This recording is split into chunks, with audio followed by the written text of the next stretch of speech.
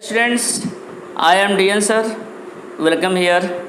आज हम लोग the summer of the beautiful white horse का स्टडी करेंगे। इसे विलियम सरोयन ने लिखा है। यह स्नैपशॉट्स का फर्स्ट चैप्टर है जो NCERT series book EP board के सिलेबस में प्रिस्क्राइब्ड है। अब मैं आपको राइटर के बारे में बताता हूँ। विलियम सरोयन का जन्म 31 अगस्त 1908 फ्रेजनो, कैलिफोर्निया, अमेरिका में हुआ था। यह आर्मीनियाई मूल के एक अमेरिकी उपन्यासकार, नाटककार एवं लघु कथा लेखक थे।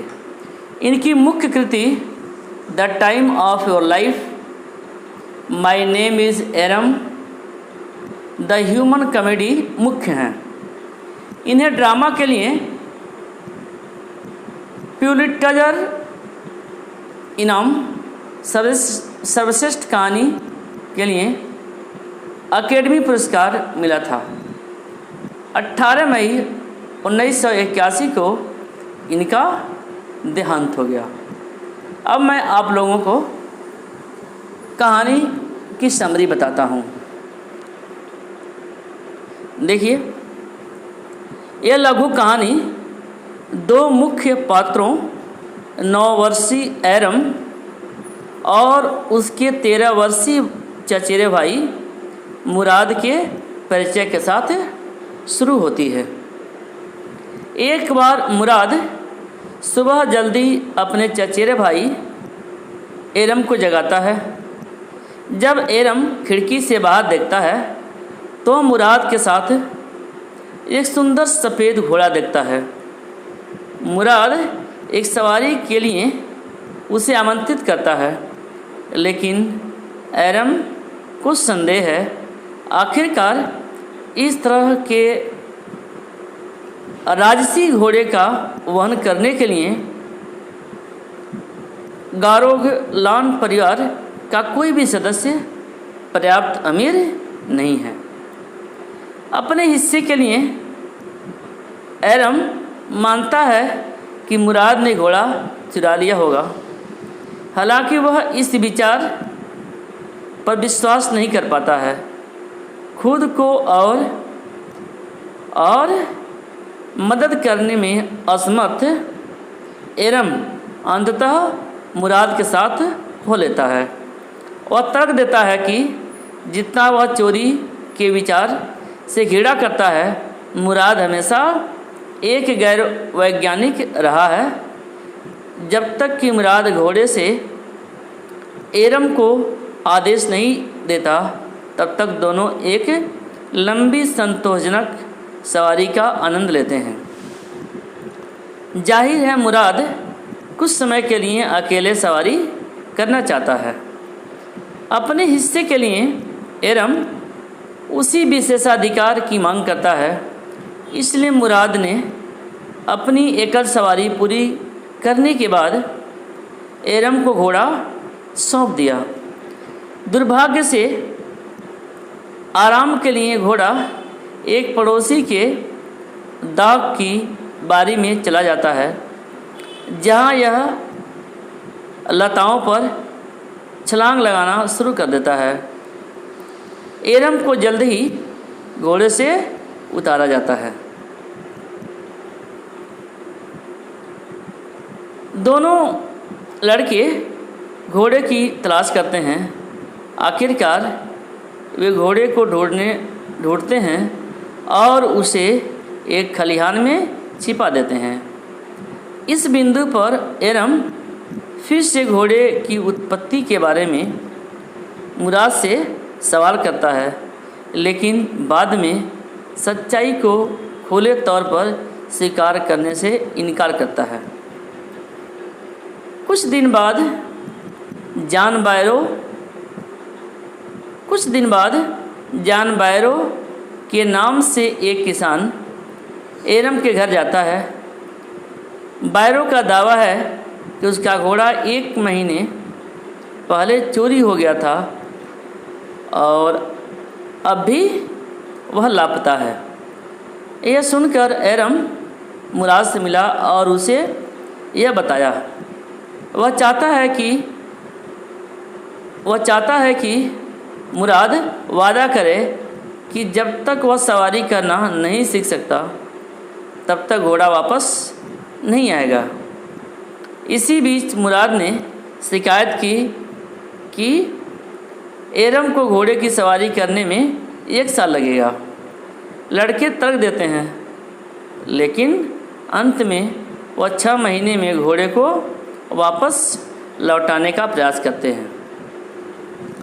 2 सप्ताह तक दोनों अपनी सवारी के साथ खुशी खुशी चलते हैं। एक दिन हालांकि सुनसान दाग की बारी के रास्ते पर वे जान बायरो से मिलते हैं। घोड़ा उनके साथ में होता है। बायरो कहता है कि घोड़ा उसे खोए हुए घोड़े की तरह दिखाई देता है। हालांकि वह लड़कों से कहता है कि चूँकि गोरोग्लानियंस अपनी ईमानदारी के लिए जाने जाते हैं, इसलिए वह अपनी आँखों के बजाय अपने दिल पर भरोसा करने का फैसला करेगा। बायरो की दया से प्रेरित होकर दोनों लड़के अगली सुबह बायरो के खलिहान में घोड़े को लौटा देते हैं। उस समय दोपहर में बायरो घोड़े को एरम के घर ले आता है। वह कहता है कि घोड़ा अधिक मजबूत और बेहतर स्वभाव वाला है। हालांकि एरम के घर में कोई भी इसके गायब होने के तथ्यों की पुष्टि नहीं करेगा। इस तरह से यह the summer of the beautiful white horse की समरी रही। अब मैं आप लोगों को इसे लाइन बाय लाइन पढ़ाता हूँ। One day back, there in the good old days, when I was 9 and the world was full of every imaginable kind of magnificence, and life was still a delightful and mysterious dream, my cousin Murad, who was considered crazy by everybody who knew him except me, came to my house at 4 in the morning and woke me up, tapping on the window of my room. Aram, he said. I jumped out of bed and looked out of the window. One day back, there in the good old days, मतलब कहा जा रहा है कि one day back,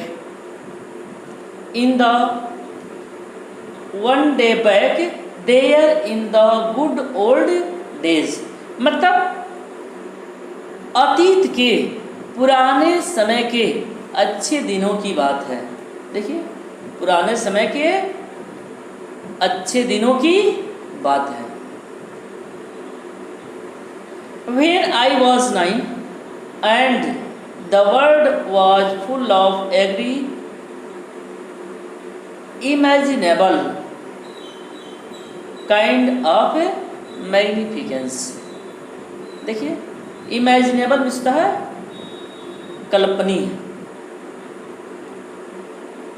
मैग्निफिकेंस, देखिए मैग्निफिकेंस means शानदार, delightful आनंददायक, mysterious रहस्यमयी। तो मीनिंग देखते हैं। कहा जा रहा है अतीत के अच्छे दिनों की बात है, प्राचीन काल के अच्छे दिनों की बात है कि वर्ल्ड दुनिया की भव्यता कि प्रत्येक प्रकार कल्पनी या कल्पना से ओतप्रोत थी। देखिए, इमेजिनेबल काइंड ऑफ मैग्निफिकेंस, मतलब कहा जा रहा है कि प्रत्येक कल्पनीय प्रकार से ओतप्रोत थी। And life was still delightful and mysterious dream, जीवन सुखमय और रहस्यमय सपना था। देखिए, स्टिल एंड लाइफ वॉज, जिंदगी, स्टिल डिलाइटफुल एंड मिस्टीरियस, मतलब जो जिंदगी थी वह पूरी तरह से सुखद और रहस्यमय सपना के रूप में थी। Mysterious dream. My cousin Murad who was considered crazy by everybody, मतलब कहा जा रहा है कि मैं जब 9 वर्ष का था, देखिए कहा जा रहा है कि मैं जब 9 वर्ष का था कि एक दिन मेरा चचेरा भाई मुराद, माई कजन चचेरा भाई मुराद प्रातः 4 बजे मेरे मकान पर आया। Came to my house at 4 in the morning, प्रातः 4 बजे मेरे घर पर आया। And woke me up tapping on the window of my room, और वह मेरे खिड़की पर थपथपाकर मुझे जगाया। टैपिंग मीन्स थपथपाना। Aram he said, Aram he said, वह कहा Aram. I jumped out of bed and looked out of the window, मैं I jumped out of the bed, मैं बिस्तर से कूद करके बाहर आया। And looked out the window, और खिड़की से बाहर देखा। I couldn't believe what I saw, कह रहे हैं कि जो कुछ भी मैंने देखा उसमें बिल्कुल विश्वास नहीं हुआ। आई couldn't believe what I saw, जो कुछ भी मैंने देखा उसमें विश्वास नहीं हुआ। इट वॉजंट मॉर्निंग एट, मतलब कह रहा कि अभी सुबह नहीं हुई थी। But it was summer and with daybreak not many minutes round the corner of the world it was light enough for me to know I wasn't dreaming, मतलब कहा जा रहा है कि अभी सुबह नहीं हुई थी पर ग्रीष्म का मौसम था। समर पर ग्रीष्म का मौसम था और पौ फटते ही दुनिया के चारों ओर में काफ़ी प्रकाश हो गया था। देखिए, world it was light enough, काफ़ी प्रकाश हो गया था। फॉर मी टू नो, मैं जान गया। आई वॉजंट ड्रीमिंग, मैं जान गया कि मैं सपना नहीं देख रहा हूँ। My cousin Murad was sitting on beautiful white horse, कह रहा है कि मेरा भाई मुराद, मेरा भाई या मेरा चचेरा भाई मुराद एक सुंदर घोड़े पर सवार था। मेरा चचेरा भाई मुराद एक सुंदर सफ़ेद घोड़े पर सवार था। I stuck my head out of the window and rubbed my eyes, देखिए कि मैंने खिड़की से सिर को हटाया। I stuck my head out the window, खिड़की से मैंने अपने सिर को हटाया। एंड रब्ड मीन्स होता है मला, जैसे आँख मसलना, आँख मलना। एंड रब्ड माई आईज, और मैं अपने आँखों को मला। यस, हाँ, ही सेड, देखिए, ही सेड इन आर्मीनिया, मतलब कहा जा रहा है कि उसने आर्मीनिया की भाषा में कहा। यस, हाँ, ही सेड इन आर्मीनिया, वह आर्मीनिया की भाषा में कहा। हाँ, इट्स अ हॉर्स, यह घोड़ा है। यूर नॉट ड्रीमिंग, तुम सपना नहीं देख रहे हो। Make it quick if you want to ride, यदि तुम घोड़े की सवारी करना चाहते हो तो जल्दी करो। I knew my cousin Murad enjoyed being alive more than anybody else who had ever fallen into the world by mistake. By mistake means गलती से। But this was more than even I could believe. मतलब कहा जा रहा है कि दुनिया में जो लोग बाय मिस्टेक, दुनिया में जो लोग गलती से पैदा हुए हैं, मैं जानता हूँ। कह रहे हैं दुनिया में जो लोग गलती से पैदा हुए हैं, मैं जानता हूँ कि मेरा चचेरा भाई मुराद उनसे सबसे ज़्यादा आनंद का जीवन व्यतीत करता है। But this was more than even I could believe, पर यह मेरे लिए विश्वास से परे भी था। यह मेरे लिए विश्वास से परे भी था। In the first place my earliest memories had been memories of horses and my first longings had been longings to ride. देखिए,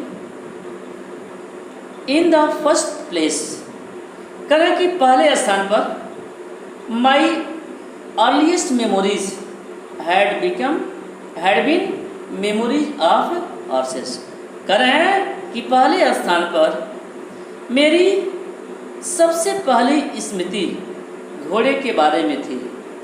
माई अर्लीस्ट मेमोरीज में स्मृति, had been memories of horses, मतलब मेरी सबसे पहली स्मृति घोड़े के बारे में थी या घोड़े की स्मृति के बारे में थी। And my first longing had been longing to ride, और मेरी सबसे पहली चाह राइड में से घुड़सवारी, मेरी सबसे पहली चाह घुड़सवारी करनी थी। This was the wonderful part, मतलब यह मेरे जीवन का अद्भुत भाग था। वंडरफुल, अद्भुत। In the second place we were poor, यदि दूसरे स्थान पर देखा जाए तो हम लोग गरीब थे। This was the part that wouldn't permit me to believe what I saw. देखिए, कहा कि इस भाग के फलस्वरूप मैं अपने देखे पर विश्वास नहीं कर रहा था। This was the part that wouldn't permit me to believe what I see, मतलब इसके परिणाम स्वरूप मुझे कुछ विश्वास नहीं हो रहा था जो कुछ भी मैं देख रहा था।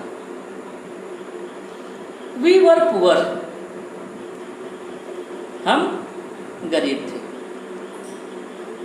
वी हैड नो मनी, हमारे पास धन नहीं था। Our whole tribe was poverty stricken. देखिए, आवर होल ट्राइब में से जनजाति, जंगली जाति। Our whole tribe was poverty stricken, हमारी पूरी जनजाति गरीबी की शिकार थी। पॉवर्टी स्ट्राइकन, गरीबी की शिकार थी। Every branch of the Garoghlanian family was living in the most amazing and comical poverty in the world। कहा जा रहा है कि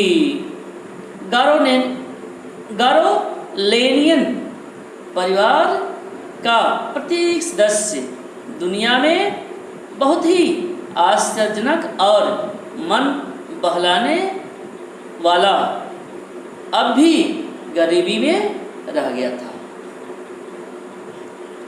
Nobody could understand where we ever got money enough to keep us with food और bellies।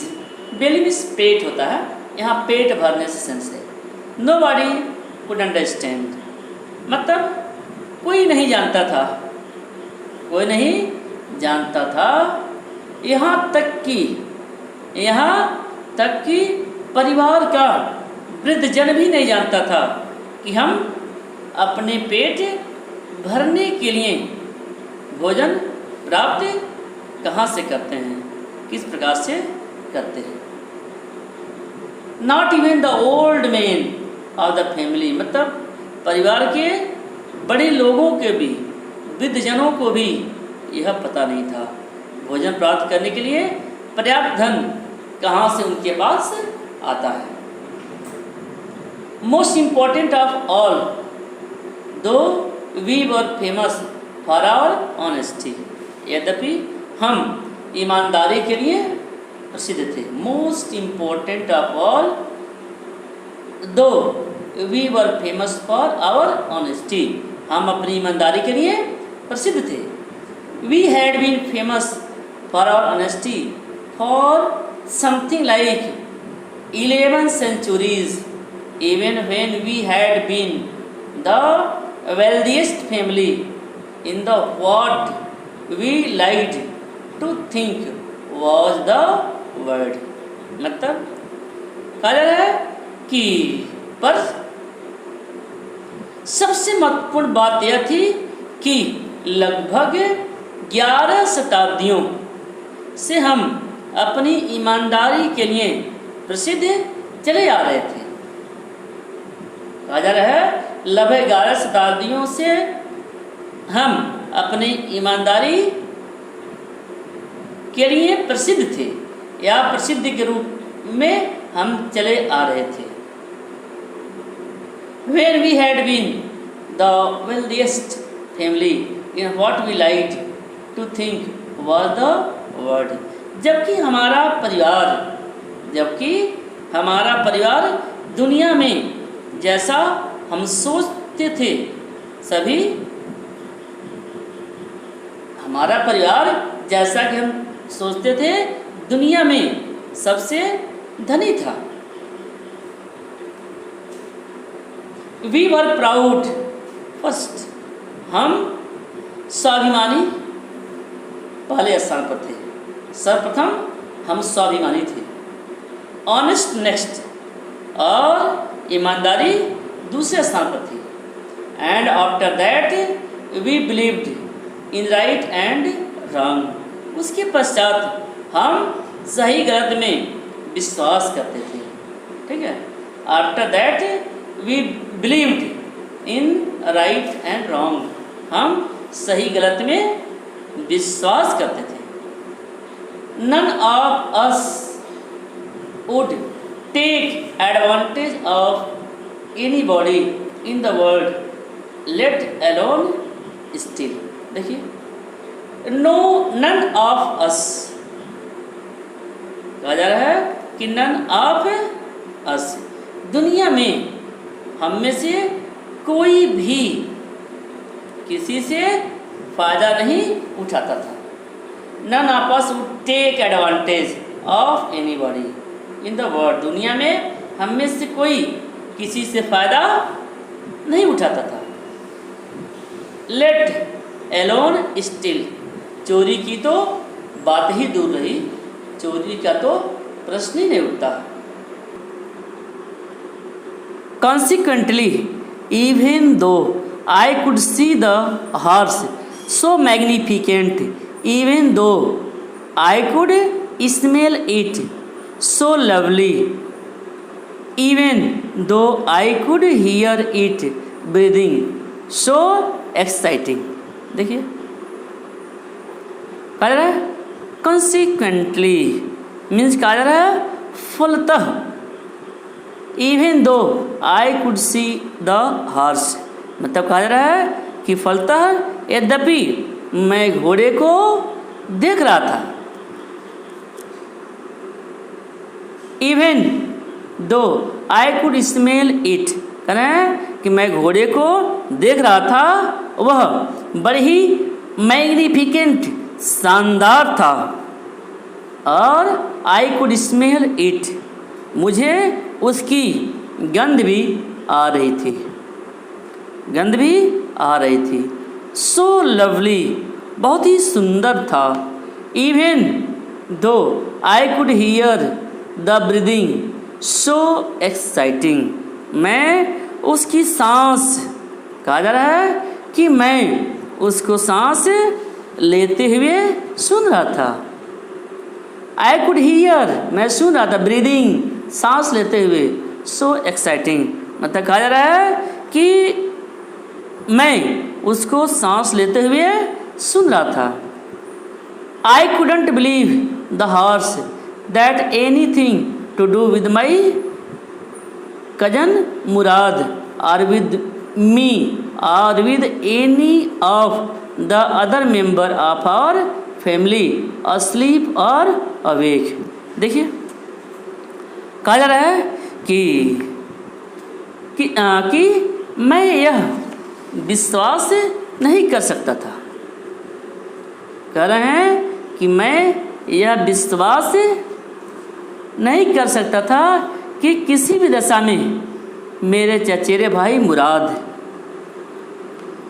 कह रहे हैं कि आई कुडंट बिलीव, मैं किसी भी स्थिति में विश्वास नहीं कर सकता था कि मेरे चचेरे भाई मुराद से या मुझसे, कह रहे हैं मुराद से या मुझसे, और with any of the other members of our family, या हमारे परिवार के किसी अन्य सदस्यों से घोड़े का कोई संबंध था। Because I knew my cousin Murad couldn't have bought the horse, कहें मैं जानता था कि मेरा चचेरा भाई मुराद घोड़ा नहीं खरीद सकता था। And if he couldn't have bought, और यदि वह नहीं खरीद सकता था, it he must have stolen it, तो इसका मतलब यह हुआ कि वह घोड़ा को चुराया होगा। And I refuse to believe he had stolen it, और मुझे विश्वास नहीं था कि उसने वह घोड़ा चुराया था। नो मेंबर ऑफ, देखिए कहा जा रहा है no member of Garoghlanian, no member of the Garoghlanian family could be thief, मतलब कहा जा रहा है कि गारोलेनियन परिवार का कोई भी सदस्य चोर नहीं हो सकता। I started first at my cousin and then at the horse। देखिए कहीं I stared में घूर घूर के देखना। I stared first at my cousin, सर्वप्रथम मैंने अपने चचेरे भाई को टकटकी लगा करके देखा, ठीक है। stared टकटकी लगा करके देखा। एट द हॉर्स, उसके बाद फिर मैंने घोड़े को देखा।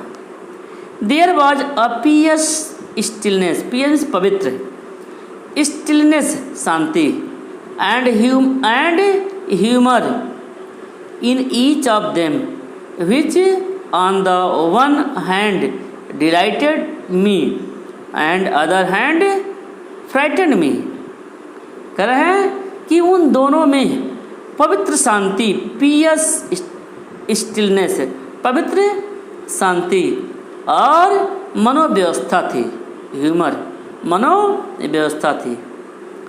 और इससे एक और मुझे प्रसन्नता हो रही थी। Humour in is which on one hand delighted me, एक और मुझे प्रसन्नता हो रही थी, and on the other hand frightened me, और दूसरी तरफ मुझे डर भी लगता था। मुराद, I asked, where did you steal this horse? मैंने कहा, I said, मैंने कहा, मुराद, where did you steal this horse? तुमने इस घोड़े को कहाँ से चुराया? Leaps out of the window, he said, if you want to ride. देखिए, leaps out, उसने कहा यदि तुम सवारी करना चाहते हो। देखिए, Murad, I said, where did you, मैंने पूछा कि तुमने घोड़ा कहाँ से चुराया है। तब उसने जवाब दिया, उसने कहा, यदि तुम, if you want to ride, यदि तुम घोड़े की सवारी करना चाहते हो, if you want to ride, घोड़े की सवारी करना चाहते हो, तो leap out of the window, खिड़की से बाहर कूद जाओ। लीप आउट मीन्स कूदना। यदि तुम घोड़े की सवारी करना चाहते हो तो खिड़की से बाहर कूद जाओ। इट वॉज टू देन, तब यह बात सत्य थी। He had stolen the horse, उसने घोड़ा चुराया था। There was no question about it, इसके बारे में कोई प्रश्न नहीं था। He had come to invite me to ride or not, as I chose. देखिए, कहा जा रहा है कि वह मुझे आमंत्रित करने आया था। He had come to invite me, वह मुझको आमंत्रित करने आया था। अब मेरी इच्छा थी कि मैं सवारी करूं या न करूं।